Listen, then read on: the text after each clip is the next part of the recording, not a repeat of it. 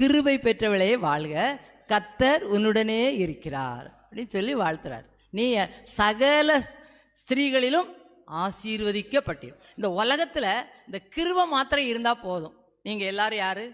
வாழ்க வாழ்க, வாழ்த்துக்கு உரியவங்க. நம்மளை யார் சபிச்சாலும் அந்த சாபம் நம்மளை தங்காது.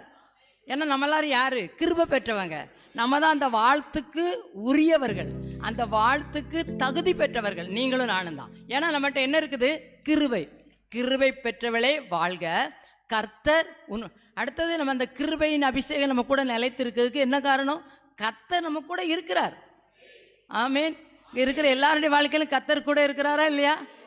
கூடவே இருக்கிறார். அதனால நம்ம எல்லாரும் என்னது? கிருபையின் அபிஷேகத்தை பெற்றிருக்கிறோம்.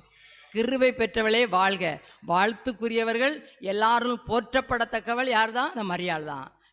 இந்த உலகத்தில் இதுவரைக்கும் பிறந்த எல்லா பெண்களிலும்